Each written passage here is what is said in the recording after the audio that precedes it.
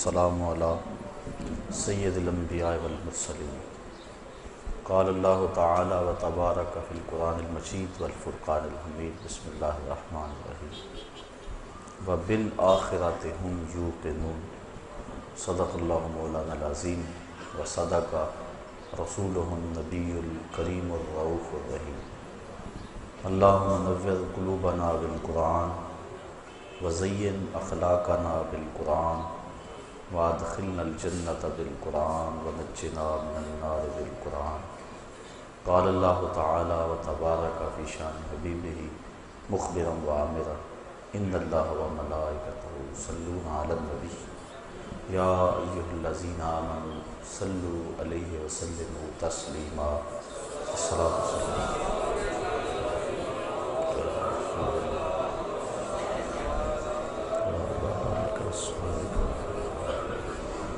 والسلام السلام علیکم یا رسول اللہ وعلی آلک واصحابک یا رحمت العاشقین۔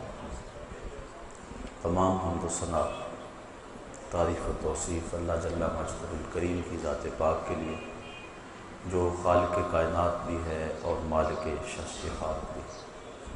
اللہ جل وعلا کی حمد و ثنا کے بعد حضور نبی اکرم شفیع امم رسول محتشم نبی مکرم اللہ کے پیارے امت کے سہارے رب کے محبوب دانائے غیور مالک رقاب امم فخر عرب و عجم والی کون و مکان سیاہ لا مکان سید انس و جان سرور لالا رخاں نیر تاباں سر نشین مہوشاں ماہ خوباں شہنشاہ حسینہ تتمائے دوراں سر خیل زہرہ جمالاں جلوائے صبح ازل نور ذات لم یزل باعث تکوین عالم فخر آدم و بنی آدم نیر بدھا رازدار ما اوہا شاہد ما طغا صاحب علم نشرہ معصوم آمنہ احمد مجتبیٰ حضرت محمد مصطفیٰ صلی اللہ علیہ وسلم کے حضور ناس میں اپنی عقیدتوں، ارادتوں اور محبتوں کا خراج پیش کرنے کے بعد واجب الاحترام ذوی الاحتشام برادران اسلام السلام علیکم ورحمۃ اللہ وبرکاتہ۔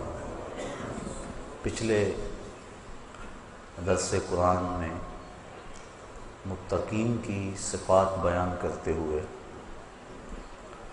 ان کا ایمان بالکتب بیان کیا گیا، متقین کی جو خوبی بیان فرمائی گئی اس کا تذکرہ ہوگا۔ وَبِالْآخِرَةِ هُمْ يُوقِنُونَ کہ وہ آخرت پر یقین رکھتے ہیں۔ یہ متقین کی ایک صفت ہے جس کا یہاں بیان ارشاد فرمایا گیا۔ وَبِالْآخِرَةِ هُمْ يُوقِنُونَ اور آخرت پر وہی یقین رکھتے ہیں۔ یہود اور نصارہ ان کے ہاں بھی آخرت کا تصور موجود ہے، بلکہ جو غیر الہامی دین ہیں ان میں بھی آخرت کا کچھ نہ کچھ تصور موجود ہے، آواگان کے نام سے ہو، تناسخ کے نام سے ہو یا کسی اور انداز سے آخرت کا تصور ہر قوم اور ہر دین دھرم میں موجود ہے۔ لیکن یہود و نصارہ نے آخرت کا جو تصور پیش کیا وہ ناقص ہے۔ یہ جو غیر الہامی مذاہب ہیں ان کا تو معاملہ الگ ہے، لیکن جو الہامی مذاہب ہیں ان کا تصور آخرت تو ایک جیسا ہونا چاہیے، لیکن تھا تو وہی آخرت کا تصور جو حقیقی طور پہ قرآن نے دیا، لیکن یہود نے اور نصارہ نے اپنی طرف سے اس میں ترمیم کر لی۔ مثال کے طور پہ یہودیوں نے یہ کہا کہ ہم جہنم میں نہیں جائیں گے اس لیے کہ ہم اولاد انبیاء ہیں، اور اگر ہم گئے بھی تو صرف 40 دن تک جہنم میں رہیں۔ اور وہ وہی 40 دن ہیں جب ہمارے آباء و اجداد نے بچڑے کی پرستش کی تھی، لہٰذا پہلے تو ہم جائیں گے نہیں، اور اگر گئے تو صرف لن تمسنا النار الا ایاما معدودہ، ہمیں آگ نہیں چھوئے گی مگر گنتی کے دن، یعنی وہ 40 دن۔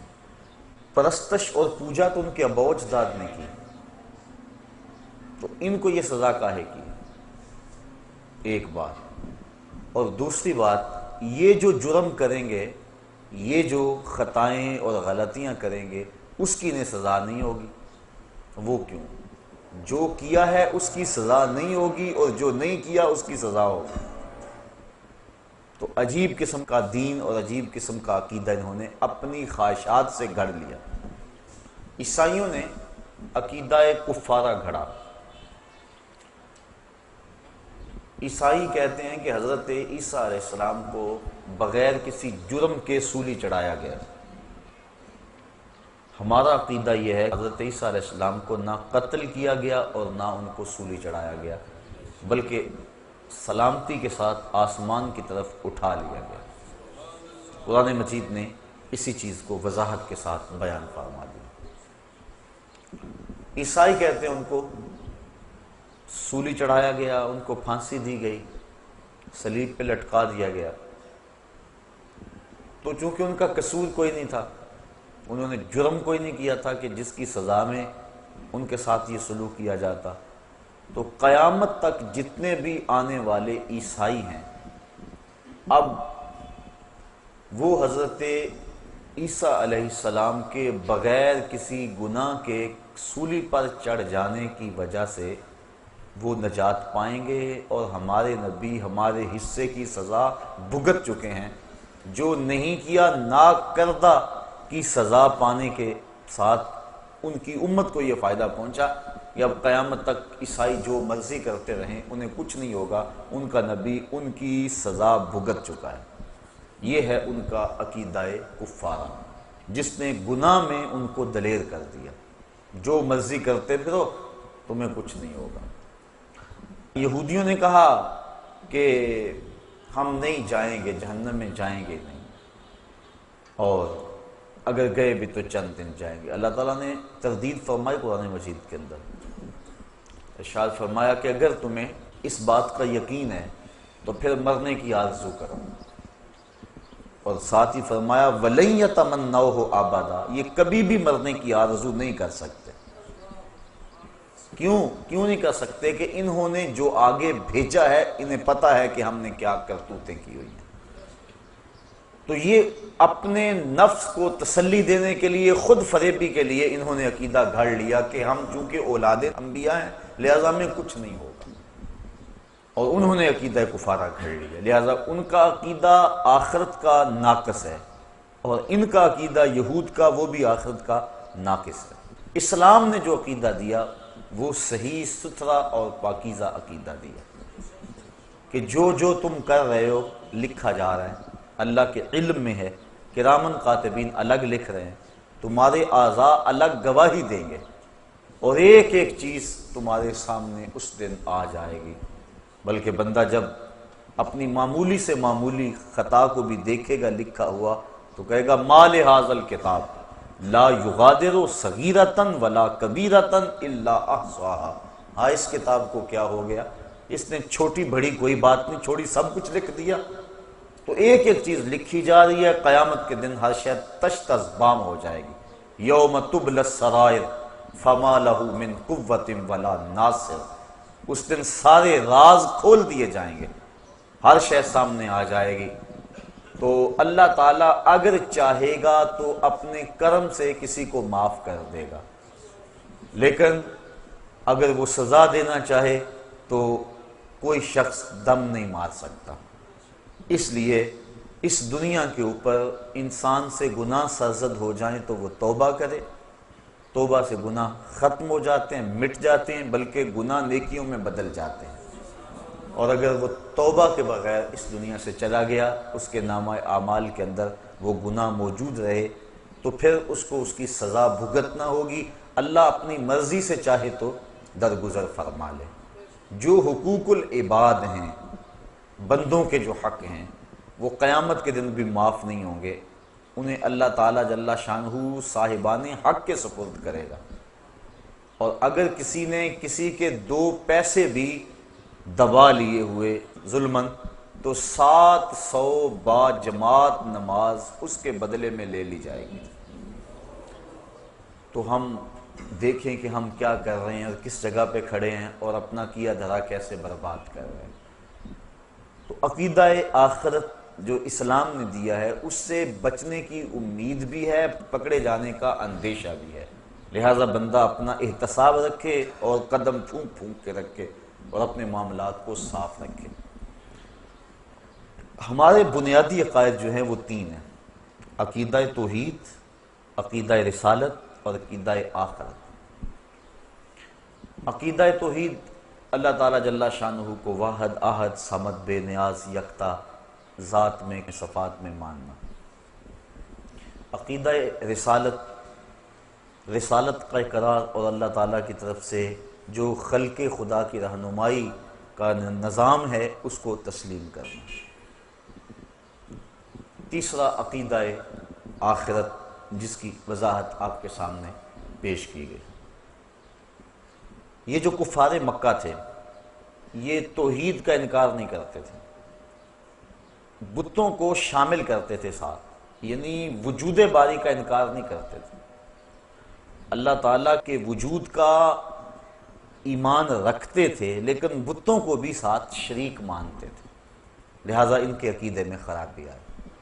رسالت کا بھی انکار نہیں کرتے تھے، رسالت کا حضور کے ساتھ جو انتصاب ہے اس کا انکار کرتے تھے، یعنی یہ اس بات کا انکار نہیں کرتے تھے کہ کوئی رسول ہوتا نہیں، وہ کہتے رسول ہوتے ہیں، لیکن حضور کے بارے میں کہتے تھے لست مرسلا، کہ آپ رسول نہیں ہیں، یعنی رسالت کا انکار حضور کی ذات سے کرتے تھے، نفس رسالت کے منکر نہیں تھے۔ لیکن تیسرا عقیدہ جو ہمارا اسلام کا بنیادی ہے، عقیدہ توحید، اس کا وہ ڈٹ کے انکار کرتے تھے۔ وہ کہتے تھے یہ بات سمجھ سے باہر ہے کہ جب ہم مر جائیں گے ہماری ہڈیاں جو ہے وہ خاک میں مل جائیں گی تو دوبارہ کیسے ہمیں زندہ کیا جائے گا، اس بات کا وہ ڈٹ کے انکار کرتے تھے۔ جتنی بھی مکی آیات ہیں آپ پڑھ لیں، اس میں عقیدہ آخرت کا اس بات زوردار انداز میں کیا گیا، عموماً مکی آیات کے اندر، چونکہ کفار آخرت کے عقیدے کا ڈٹ کے انکار کرتے تھے اور وہ کہتے تھے کہ یہ بات سمجھ سے باہر ہے۔ سورہ یاسین کے اندر اللہ تعالیٰ جل شانہ نے ان کے اس اعتراض کو بیان فرمایا، ارشاد ہوا وَضَرَبَ لَنَا مَثَلًا وَنَسِیَ خَلْقَهُ، اس کی مثال کہ جو اپنی خلقت کو، تخلیق کو بھول گیا، کیا کہتا ہے؟ قَالَ مَنْ يُحْيِي الْعِظَامَ وَهِيَ رَمِيمٌ، کہتا ہے ان ہڈیوں کو کون اٹھائے گا جب کہ یہ بوسیدہ ہو جائیں گی، جب خاک میں مل جائیں گی، گودے ختم ہو جائیں گے، ہڈیوں میں مٹی بھر جائے گی، تو ان ہڈیوں کو جوڑ کر دوبارہ انسان کیسے بنے گا؟ یہ وہ اعتراض کرتا ہے۔ قل قَالَ مَنْ يُحْيِي الْعِظَامَ وَهِيَ رَمِيمٌ، کہ کون ان ہڈیوں کو جوڑے گا جبکہ یہ بالکل بوسیدہ ہو جائیں گی؟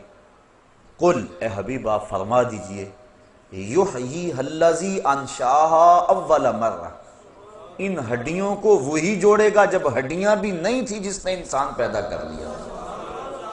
اب تو میٹیریل موجود ہے، بکھرا پڑا ہے، جب میٹیریل بھی موجود نہیں تھا، جب مادہ بھی موجود نہیں تھا، تو جس نے اس کو پیدا کیا اور پھر انسان بنایا، اب اس کے لیے ہڈیوں کو جوڑ کر انسان بنانا کون سا مشکل ہے؟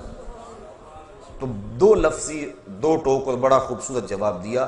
حبیب آپ فرما دیں، کل آپ ارشاد کر دیں، یحییھا الذی انشأھا اول مرہ، ان کو وہی دوبارہ زندگی دے گا، دوبارہ ان کو جوڑے گا کہ جس نے پہلی مرتبہ ان کی تخلیق کی، جس نے ہڈیوں کو پیدا کیا، ان کو جوڑ کے انسان بھی بنا لے گا۔ تو اور بھی دوسرے مقامات پر اللہ تعالیٰ جل شانہ نے شاف فرمایا، سورہ طارق کے اندر، جس مالک نے انسان کو صلب سے اور سینے کی پسلیوں سے نکالا، یخرج من بین الصلب والترائب انہ علی رجعہ لقادر، جب انسان کو تخلیق ہوئی تو وہ سینے کی پسلیوں سے اور صلب سے نکالا گیا، تو پھر اس کی تخلیق ہوئی اور کتنی منمونی صورت دے دی گئی۔ تو جب مالک نے وہاں سے نکال کر اتنی خوبصورت صورت سے اس کو نوازا، تو جب یہ قبر میں چلے جائے گا تو اس کو دوبارہ کیا اٹھانے پہ وہ قادر نہیں ہے؟ جو پسلیوں سے کھینچ کے انسان کو تعمیر کرتا ہے، جو صلب کی ہڈی سے انسان کو کھینچ کے تعمیر کر لیتا ہے، تو کیا وہ مرے ہوئے انسان کو دوبارہ زندگی نہیں بخش سکتا؟ تو اس بات فرمایا گیا عقیدہ آخرت کا، اس کے دلائل قرآن مجید کے اندر جگہ جگہ پھیلے ہوئے ہیں، بالخصوص مکی آیات کے اندر اس کو بڑی وضاحت کے ساتھ بیان کیا گیا ہے۔ تو یہ ہمارا بنیادی عقیدہ ہے، عقیدہ آخرت، کہ ہم دنیا پہ جو کچھ کر رہے ہیں اللہ کے حضور ایک ایک چیز کا حساب دیں گے۔ موت برحق ہے اور کسی کو موت سے چھٹکارا نہیں ہے، اور اس کے بعد برزخ کی زندگی کا آغاز ہونا ہے۔ قبر یا تو جنت کے باغوں میں سے ایک باغ ہے یا جہنم کے گڑھوں میں سے ایک گڑھا ہے۔ اس کے بعد پھر حشر بپا ہوگا، لوگ قبروں سے اٹھائے جائیں گے۔ حشر کا ایک دن 50,000 سال پہ مشتمل ہوگا۔ ترازو نصب ہوگا، لوگوں کے اعمال تولے جائیں گے، اچھے برے اعمال کا وزن ہوگا۔ آج جو پلڑا بھاری ہوتا ہے وہ نیچے کو جھک جاتا ہے، لیکن میزان کا معاملہ برعکس ہے، جو پلڑا بھاری ہوگا وہ اوپر کو اٹھے گا، چونکہ نیکیاں نور ہوتی ہیں اور نور کی اٹھان اوپر کی طرف ہوتی ہے، تو وہ بھاری پلڑا جو ہے وہ اوپر کی طرف اٹھے گا۔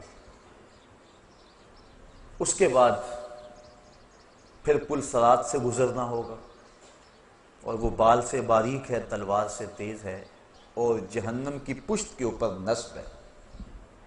کوئی بجلی کی سرعت کے ساتھ گزر جائے گا، کوئی تیز رفتار گھوڑے کی طرح گزر جائے گا، کچھ پیدل انسان کی طرح، اور کچھ جو ہے وہ جس طرح انسان بڑی مشکل سے چلتا ہے، جس کے پاؤں ہاتھ نہ ہو، اس انداز سے سست روی سے چلے گا، اور کچھ کٹ کر اس کے اندر گر پڑیں گے۔ اور جہنم اور دوزخ اللہ تعالیٰ کے قہر و غضب اور اس کی رضا کے مظہر ہیں۔ جس پہ اللہ راضی ہوگا اس کو جنت میں بھیجے گا، جس پہ ناراض ہوگا اس کو جہنم میں ڈالے گا۔ جہنم کی آگ جو ہے وہ اس دنیا کی آگ کے بدلے میں 70 گنا تیز ہے، بلکہ علماء لکھتے ہیں کہ اگر اس جہنم سے کسی شخص کو نکال کر اس دنیا کی آگ میں ڈالا جائے تو اسے نیند آ جائے، یعنی اس قدر تیز ہے وہ اس آگ کے مقابلے میں۔ جبریل امین سے حضور نے پوچھا کہ مجھے جہنم کے عذابوں کا تذکرہ سناؤ۔ عرض کی حضور سب سے ہلکا عذاب جہنمی کو جو دیا جائے گا وہ یہ ہے کہ اس کے پاؤں میں آگ کے جوتے ہوں گے، باقی پورا بدن اس کا سلامت ہوگا، صرف پاؤں میں آگ کے جوتے رکھے جائیں گے۔ یہ خفیف ترین عذاب ہے۔ یغلی منہما دماغہ، جوتے پاؤں میں ہوں گے لیکن دماغ پگھل کے ناک اور کانوں کے راستے سے باہر آ جائے گا۔ یہ سب سے ہلکے عذاب کی کیفیت ہے۔ جو سخت عذاب ہیں الیاذ باللہ، اس میں بڑی بڑی گہری وادی ہیں، جہنمی اس میں چیخے گا، پکارے گا، 70 سال تک تو اس کی آواز کوئی نہیں سنے گا، اور 70 سال کے بعد داروغہ جہنم جھڑک کے کہے گا، بول کیا بولنا ہے؟ وہ کہے گا کہ مجھے پانی دو، تو اس کو پھر پانی دیا جائے گا۔ کون سا پانی؟ مائے معین نہیں، سلسبیل نہیں، کوثر نہیں، تسنیم نہیں، کون سا پانی؟ اس کو مائے حمیم پلایا جائے گا اور غسلین دیا جائے گا۔ مائے حمیم اتنا گرم اور کھولتا ہوا پانی ہوگا کہ جب اس کو کٹورے میں ڈال کر اس کے سامنے رکھا جائے گا اور وہ پینے کے لیے منہ آگے بڑھائے گا، اس سے اٹھنے والی بھاپ سے اس کے منہ کی کھال ادڑ کے اس پیالے میں گر پڑے گی، لیکن اس کے باوجود اس کو پینا پڑے گا۔ یہ اس کے عذاب کی ایک صورت ہوگی۔ اور غسلین جہنمیوں کے پیپ کا پانی ہوگا۔ اللہ اکبر، الیاذ باللہ، اور وہ اتنا بدبودار ہوگا، امام ابو رجب حنبلی لکھتے ہیں اگر غسلین کا ایک قطرہ اب دنیا پہ ڈال دیا جائے تو اس کی بدبو سے انسان تو انسان رہے، جانوروں کے دماغ بھی پھٹ جائیں، اور اس کو وہ پانی پینا ہوگا۔ اس نے اللہ کی نافرمانی کی، اس کے حکموں کو توڑا اور اپنی منشا اور مرضی اور خواہش کے مطابق چلتا رہا تو کل قیامت کے دن سخت اس کو تکلیف اٹھانا ہوگی۔ جنت اللہ کی رضا کا منظر ہے اور وہاں زمین کستوری کی ہے۔ اللہ تعالیٰ جل شانہ نے اس کو رنگا رنگ باغوں سے سجایا ہوا ہے، مائے معین، کوثر، سلسبیل کی نہریں چلتی ہیں، دودھ کی نہریں چلتی ہیں۔ 500 سال کی مسافت پر اونچے اس کے درخت ہیں جن کے اوپر پھل لٹک رہے ہوں گے، اور جب جنتی آرزو کرے گا شاخ جھک کے منہ کے قریب آ جائے گا۔ مختلف پانی اس کو دیے جائیں گے، لیکن سب سے بڑا جنتی کے لیے اعزاز یہ ہوگا، حوریں پلائیں گی اس کو، غلمان پلائیں گے، لیکن سب سے بڑا اس کے لیے یہ اعزاز ہوگا وَسَقَاهُمْ رَبُّهُمْ شَرَابًا طَهُورًا، کہ ان کا رب دست کرم سے شراب طہور کے جام پلائے گا۔ تو یہ ساری چیزیں آخرت سے متعلق ہیں۔ جہنم اور جنت، پلسرات، میدان حشر۔ میدان حشر کی سختیاں بھی بہت ساری بیان ہوئی کہ لوگ اپنے اپنے گناہوں کے سبب سے پسینے میں شرابور ہوں گے۔ حضور ارشاد فرمایا کہ لوگ قبروں سے برہنہ اٹھائے جائیں گے۔ تو ام المومنین حضرت عائشہ صدیقہ رضی اللہ تعالیٰ عنہ کب کپا گئی، کہا حضور ایک دوسرے سے شرم نہیں آئے گی؟ فرمایا عائشہ معاملہ تو اس سے بھی سخت ہے، کسی کو ہوش رہا تو شرم آئے گی نا۔ ہر ایک کے طوطے اڑے ہوئے ہوں گے، ہوش اڑے ہوئے ہوں گے، عجیب کیفیت ہوگی۔ اللہ اکبر، لوگ اپنے اپنے گناہوں کے سبب پسینے میں شرابور ہوں گے، کوئی گھٹنوں تک، کوئی ٹخنوں تک، کوئی کمر تک، اور کسی کو پسینے کی لگام دی جائے گی، اور وہ یہ یوں ہی پسینہ نہیں ہوگا جس طرح ہمیں پسینہ آتا ہے، وہ گرم ہوگا، گرم۔ اگر اس کا ایک قطرہ احد پہاڑ پہ رکھا جائے تو وہ پگھل جائے، اور اس پسینے کا ایک قطرہ اگر دنیا پہ ڈال دیا جائے بدبو سے دماغ پھٹ جائے۔ اس پسینے سے اپنے اپنے گناہوں کے سبب سے لوگ شرابور ہوں گے، لیکن کچھ لوگ ایسے ہوں گے جن کو اللہ کی رحمت کے سائے ملیں گے۔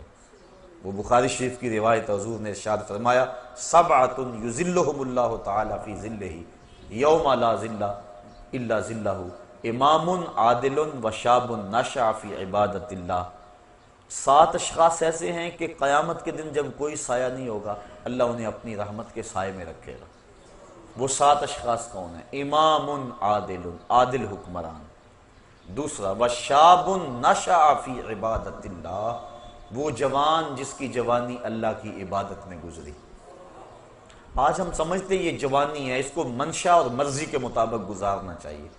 ابھی تو یہ جوانی کی بہاریں ہیں، ترنگ ہے، تو ابھی تو پورا پورا نفع حاصل کرنا چاہیے جوانی سے۔ ابھی سے جا کے مسجد میں بیٹھ جائیں، اللہ اللہ کرنے لگ جائیں، فقیروں کی صحبت میں بیٹھیں، علماء کی مجلس اختیار کریں، اچھی محافل میں پہنچیں۔ یہ تو نہیں نا عمر بھائی، وہ تو عمر آئے گی تو دیکھیں گے۔ یہ تو جوانی ہے، اور جوانی مستانی ہوتی ہے، اس کو چوکوں میں، گلیوں میں، بازاروں میں، سینما گھروں میں، کلبوں میں، ہوٹلوں میں گزارو، زندگی کے عیش اور زندگی کی لذتیں حاصل کر لو۔ لیکن نہیں جوانوں، جوانی وہی ہے جو اللہ کی یاد میں گزر جائے۔ در جوانی توبہ کردن شیوائے پیغمبری، وقت پیری گرگ ظالم می شود پرہیزگار۔ اللہ کے محبوب علیہ السلام نے ارشاد فرمایا انا حبیب اللہ الشاب التائب حبیب اللہ، لوگوں میں اللہ کا حبیب ہوں، اور جو جوان جوانی میں توبہ کر لے وہ بھی اللہ کا حبیب ہے۔ ذرا دیکھیے تو صحیح، کتنی بڑی بات ہے کہ نوجوان اللہ کا حبیب اور محبوب کہلاتا ہے، جو جوانی کی خواہشات کو کچل کر اللہ کی رضا کے لیے جیتا ہے، اللہ کی رضا کے لیے شب و روز گزارتا ہے۔ آقا کریم فرمایا وَشَابٌ نَشَأَ فِي عِبَادَةِ اللَّهِ، وہ جوان جس کی جوانی اللہ کی عبادت میں گزری، کل قیامت کے دن جب کوئی سایہ نہیں ہوگا اس کو اللہ کی رحمت کے سائے نصیب ہوں گے، عرش الہی کے ٹھنڈے سائے تلے، اور جو اس سائے تلے ہوگا اس کو نہ پیاس ہوگی، نہ بھوک ہوگی، نہ رسوائی ہوگی، اور اس کو جام کوثر دیا جائے گا، اور جس کو جام کوثر مل گیا ایک گھونٹ بھی اگر اس کا پی لیا تو 50,000 سال کے دن میں ایک لمحہ بھی اس کو پیاس نہیں لگے گی۔ یہ زندگی جس پہ ہم بھروسہ کرتے ہیں اس کی اوقات اور حیثیت کیا ہے؟ ہم پتہ نہیں کیوں غافل ہو گئے، ہم نے کبھی اس نہج پہ سوچا ہی نہیں ہے کہ ہم تھوڑے سے عرصے کو خوبصورت بنانے کے لیے، رنگین بنانے کے لیے، پر آسائش بنانے کے لیے اس زندگی کو برباد اور تباہ کر لیتے ہیں جو ابدی اور سرمدی اور نہ ختم ہونے والی۔ آپ ذرا اندازہ کیجئے ہماری ساری زندگی کتنی ہے؟ 50 سال 45 سال ایوریج نکالیے ماہرین نے بر صغیر کے لوگوں کی زندگی، چلو 50 سال لگا لو، 60 سال لگا لو، 70 سال لگا لو، یہ کل زندگی ہے نا، اگر تبھی زندگی پائیں تو اتنی زندگی 70 سال لگا لو، چلو 80 سال لگا لو، لیکن آخرت کا ایک دن، صرف ایک دن 50,000 سال کا۔ تو ذرا تصور تو کریں، ذرا کیلکولیٹر لے کے کسی دن حساب تو کرنا کہ یہ ساری زندگی ایک طرف اور 50,000 سال کا ایک دن ایک طرف۔ تو جو اس دنیا کو سنوار کے اس دنیا کو برباد کر لیتا ہے، اس سے بڑا کوئی بے وقوف ہو سکتا ہے؟ جسے یہ یقین ہے کہ آخرت آنی ہے اور میں نے اللہ کے حضور پیش ہونا ہے اور ایک ایک عمل کا حساب ہونا ہے، اس نے چاہا تو بخش دے گا، اور اگر ہمارے اعمال کی ہمیں سزا ملے تو کوئی روک نہیں سکتا، ہم کوئی ایسی بات نہیں کر سکتے۔ حضرت عمر فاروق رضی اللہ تعالیٰ عنہ فرماتے ہیں کہ میں اس سے اتنا ڈرتا ہوں کہ اگر مجھے پتا چلے کہ ساری دنیا جنت میں جائے گی، صرف ایک بندہ جہنم میں جائے گا، تو میں ڈرتا ہوں کہ کہیں وہ ایک میں نہ بن جاؤں، اور اگر مجھے یہ خبر ہو کہ سارے لوگ جہنم میں جائیں گے تو ایک بندہ جنت میں جائے گا، تو میں اللہ کی رحمت سے امید رکھتا ہوں کہ وہ ایک کبھی میں ہو جاؤں، میں اس کی رحمت سے یہ توقع اور امید رکھتا ہوں۔ تو یہ بات ذہن نشین رہے کہ بڑے بڑے لوگ جن کی زندگی تقوی اور طہارت سے عبادت تھی، وہ اپنی زندگی کتنی احتیاط سے گزارتے تھے، لیکن اس کے باوجود خشیت الہی کے جذبے کتنے تھے۔ ہم بھول گئے کہ ہم نے مالک کی حضور پیش ہونا ہے، اور یہ بات پکی ہے، اگر آنکھیں بند کر لیں اور دنیا کی مستی میں کھو جائیں اور پرواہ نہ کریں، یہ الگ بات ہے، لیکن اس کا یہ مطلب نہیں ہے کہ وہ مرحلہ آنے والا نہیں ہے۔ بلی کو دیکھ کر کبوتر نہ آنکھیں بند کر لیتا، اس کی فطرت ہے، اور وہ یہ سمجھتا ہے کہ میں بلی کی نظروں سے اوجھل ہو گیا، لیکن 2 لمحوں کے بعد جب بلی کے خونی پنجے اس کے سینے کو چیر رہے ہوتے ہیں، پھر اسے پتا چلتا ہے کہ میرا آنکھیں بند کر لینا، چشم پوشی کرنا مجھے بلی کے قہر و غضب سے بچا نہیں سکا۔ اسی طرح اگر ہم چند لمحوں کے لیے اپنی دنیا میں مگن ہو جائے، اپنے جہان میں لگ جائیں اور چشم پوشی کر لیں آخرت سے، تو کیا ہمارا آخرت سے، قبر سے، حشر سے، موت سے اور آنے والے جتنے بھی مراحل ہیں ان سے چشم پوشی کر لینا کیا ان معاملات کو ہمارے سے دور کر دے گا؟ وہ تو بدستور اپنی جگہ پہ کھڑے ہیں، اور ہم لمحہ لمحہ موت کے قریب ہو رہے ہیں، اور کوئی پتہ نہیں کس وقت پیغام اجل آ جائے۔ موم کو آپ رکھ دیں دھوپ میں تو کتنی دیر تک اپنا وجود برقرار رکھ پائے گی؟ برف قطرہ قطرہ پگھل پگھل کے پگھل جائے گی، جب گنتی الٹی شروع ہو جائے تو پھر کام جلدی 0 تک پہنچ جاتا ہے۔ یہ سانسوں کی گنتی الٹی شروع ہے، زندگی کی برف پگھل رہی ہے، ہم سمجھتے ہیں ہم بڑے ہو رہے ہیں لیکن ہم چھوٹے ہو رہے ہیں، ایک ایک لمحہ ہمارا ایک ایک قدم اٹھنے والا موت کے قریب ہو رہا ہے، اور موت کے قریب ہم پہنچ رہے ہیں، لیکن اس کے باوجود کتنی دیدہ دلیری ہے کہ ہم اس کی تیاری نہیں کرتے۔ وہ شخص کتنا غافل ہے جسے یہ یقین ہے کہ موت آنی ہے اور میں نے اللہ کے حضور پیش ہونا ہے اور میرے ایک ایک عمل کا حساب ہونا ہے، اور پھر وہ پریشان نہیں ہوتا اور اچھے اعمال کی کوشش نہیں کرتا۔ تو آخرت کا عقیدہ ہمیں، جو مسلمانوں کو عقیدہ آخرت دیا گیا ہے، یہ عقیدہ انسان کی زندگی میں عمل کی بہار لاتا ہے، رونق لاتا ہے عمل کی، کہ چلے گئے دوسرے، میں نے بھی چلے جانا ہے اور وہاں ایک ایک ذرے کا حساب لیا جانا ہے۔ ثم لتسألن یومئذ عن النعیم، اس دن ایک ایک نعمت کے بارے میں پوچھا جائے گا۔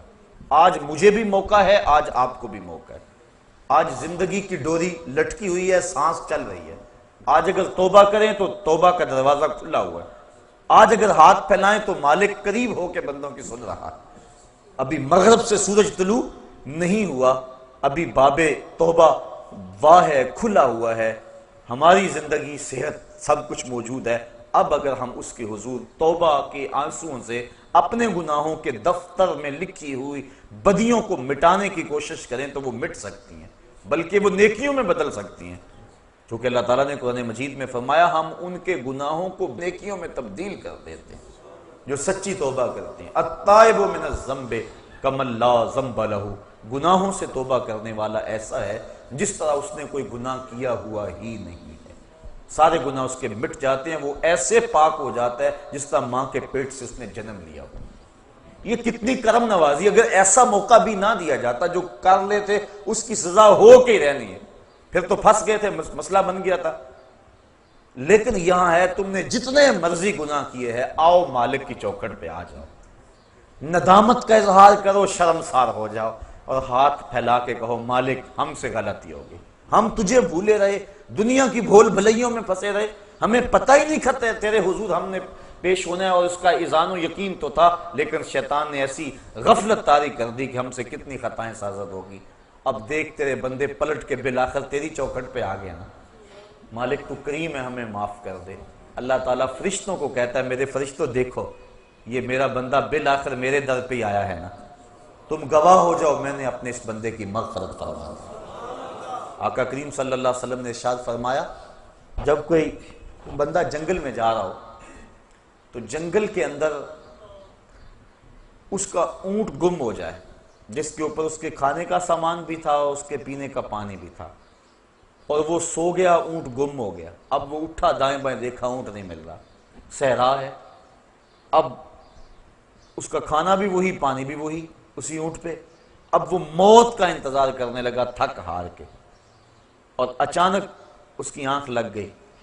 پھر جب اس کی آنکھ کھلی تو اونٹ جو ہے وہ اس کے پاس کھڑا تھا، تو وہ بڑا خوش ہوا اور کہنے لگا اے اللہ میں تیرا رب اور تو میرا بندہ۔ کہنا تو یہ تھا نا کہ میں تیرا بندہ اور تو میرا رب۔ تو اس نے جلدی میں اور اس قدر سے خوشی ہوئی کہ خوشی سے مغلوب ہو گیا، اور اسے لفظ بھی یاد نہ رہے کہ میں کیا کہہ رہا ہوں، تو اس نے یہ کہہ دیا کہ اے میرے اللہ تو میرا بندہ اور میں تیرا رب، یعنی اس نے یہ خوشی سے کہا، اس قدر مغلوب ہو گیا۔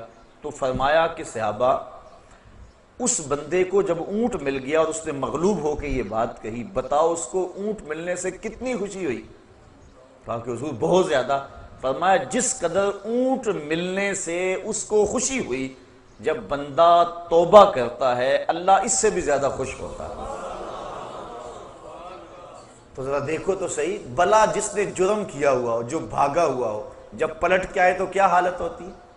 باپ کے گھر سے بھاگا ہو یا ماں کے پاس سے بھاگا ہو، استاد سے بھاگا ہو یا تھانے سے بھاگا ہو، جیل خانہ سے بھاگ گیا ہو یا کسی اور جگہ سے بھاگ گیا ہو، بھاگا جب پلٹ کے آتا ہے تو اسے پتہ ہوتا ہے کہ میرے ساتھ کیا سلوک ہونے والا ہے، لیکن یہ در ایسا در ہے جب بھاگا ہوا پلٹ کے آتا ہے اللہ کی رحمت بڑھ کے اس کا استقبال کرتی ہے۔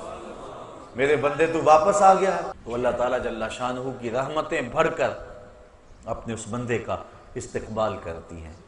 تو اس عنوان سے بہت کچھ کہا جا سکتا ہے، میں یہی کہوں گا کہ آج موقع ہے، اللہ نے صحت دی ہے، اللہ نے جوانی دی ہے، اگر کوئی بڑھاپا ہے تو بڑھاپے میں بھی توبہ۔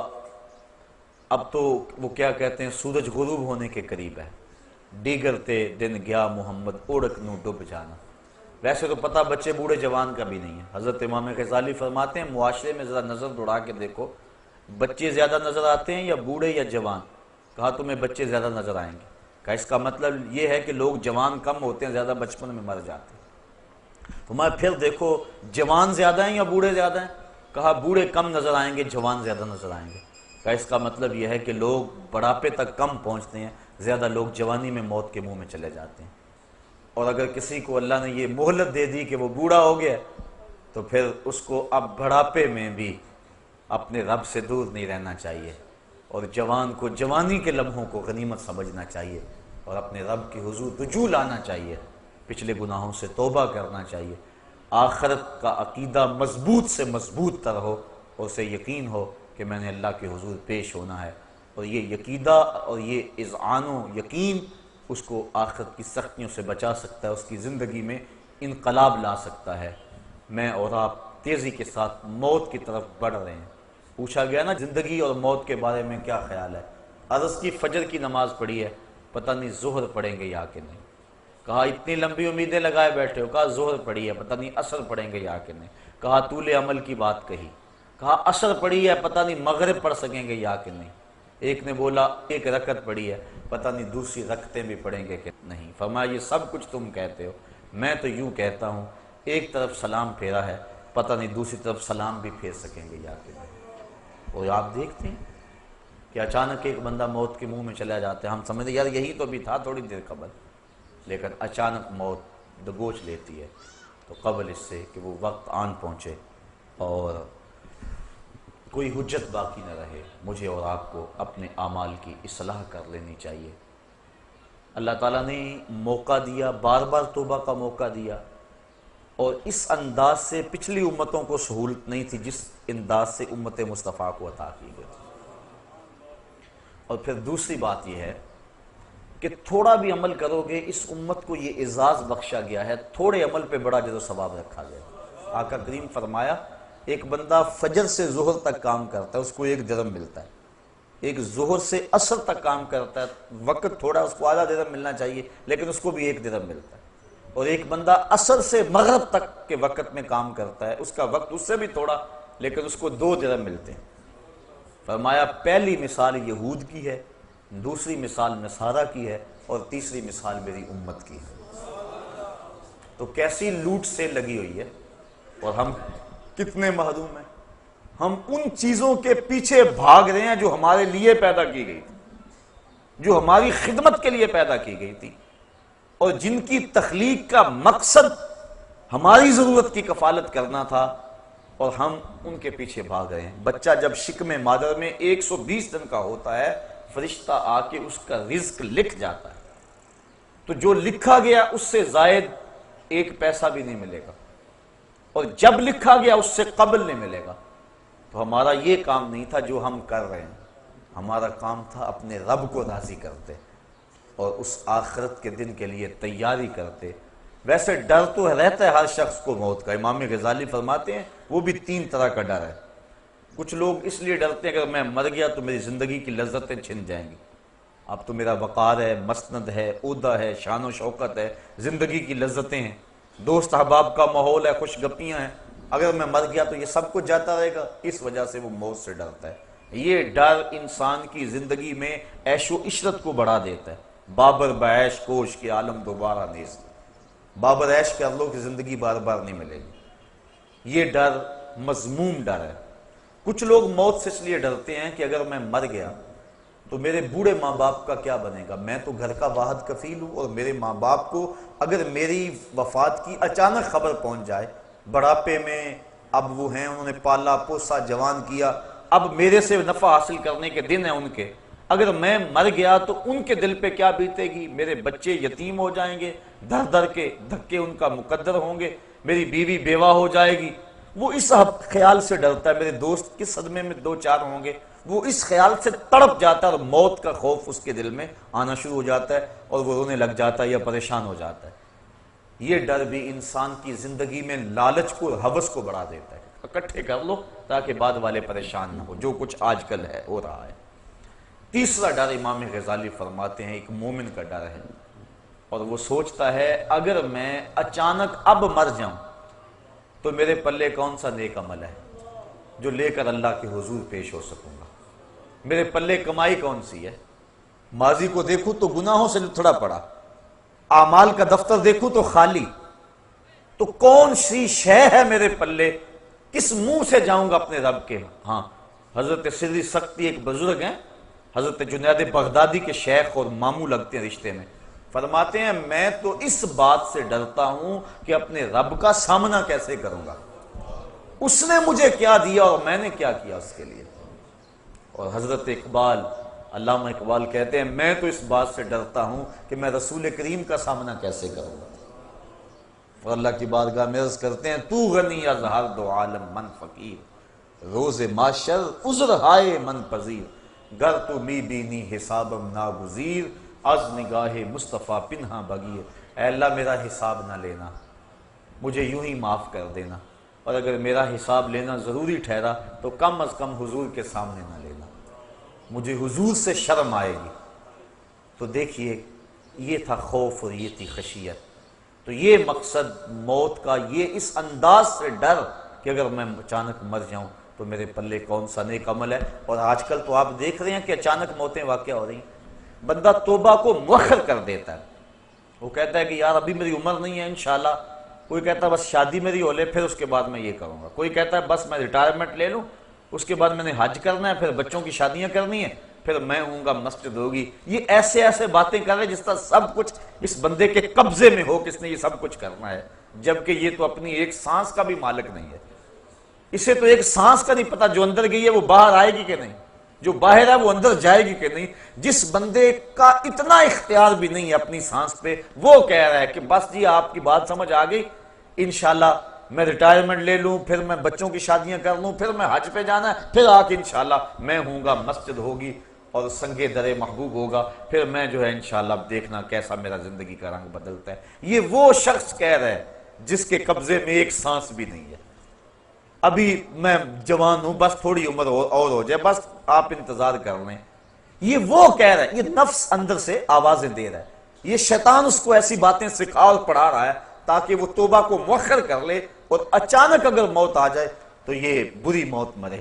چونکہ اچانک موت سے تو حضور نے بھی پناہ مانگی نا، اللہم انی اعوذ بک من الموت الفجاۃ، اے اللہ اچانک موت سے میں تیری پناہ مانگتا ہوں، یعنی اچانک موت سے پناہ مانگی۔ آج کل تو کئی ڈھب ہیں اچانک موت کے، ایکسیڈنٹ ہو گیا، بم دھماکے ہو گئے، بیماریاں ایسی ہیں، اچانک بندہ اس دنیا سے چلا جاتا، اس کو توبہ کی توفیق ہی نہیں ملتی۔